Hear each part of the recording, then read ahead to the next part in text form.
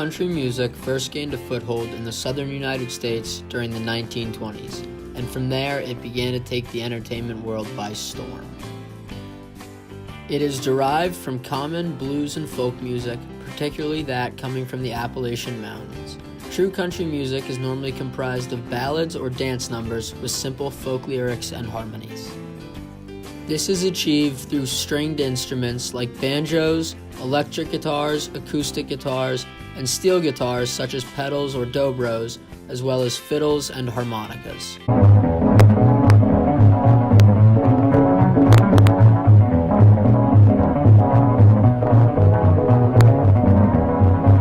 Country music takes form in multiple different sounds. Amongst them are hillbilly, true country, honky-tonk, and bluegrass.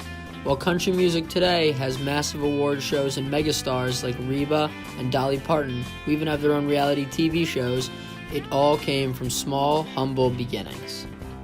On November 28, 1925, when an announcer on Nashville radio station WSM introduced fiddle player Uncle Jimmy Thompson as the first performer on a new show called the WSM Barn Dance.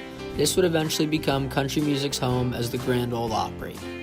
Before the Opry, however, there were the hillbillies. The first stars of the new hillbilly genre were the Carter family from Virginia. They were a vocal trio consisting of Sarah on lead vocals and auto harp, Alvin on bass vocals, and Maybelle on alto vocals and guitar. What separated the Carter family from their competition was their focus on actual content of the songs as opposed to the music. They were very prolific, writing over 300 songs. Some of their hits include Will You Miss Me When I'm Gone, Keep on the Sunny Side, and Can the Circle Be Unbroken. Hillbilly music began to progress into a more popular and refined sound in true country music. A star of true country music was Jimmie Rodgers.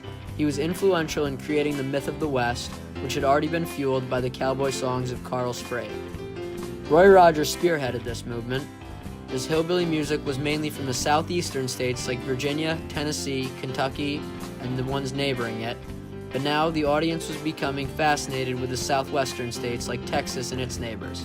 The romantic allure of the mountain dweller was slowly being replaced by the romantic allure of the roaming cowboy. Need for Thelma, that gal that made a wreck out of me.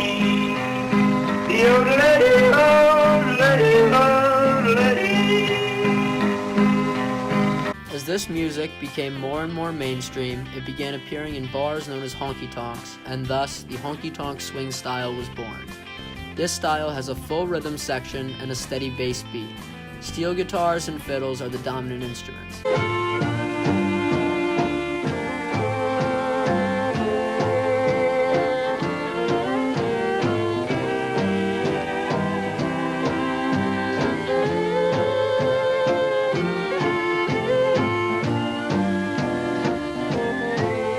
This style began as a form of ragtime that harped more on rhythm than a melodious harmony.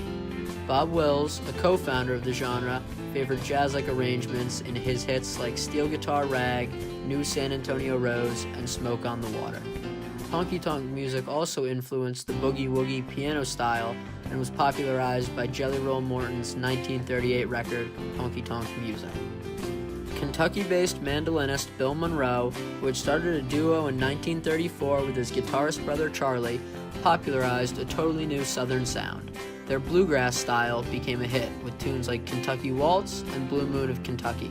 His band, the Bluegrass Boys, eventually came to include virtuoso musicians such as Earl Scruggs on the banjo, Chubby Wise on the fiddle, Howard Watts on bass, and Lester Flatt on guitar. At the peak, Monroe's band was so focused on improvisation and technical skills that they almost sounded like a jazz group performing country music.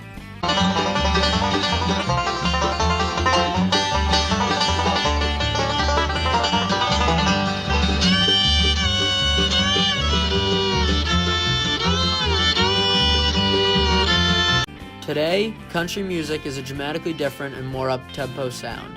It is a blend of these parental sounds with a little something new.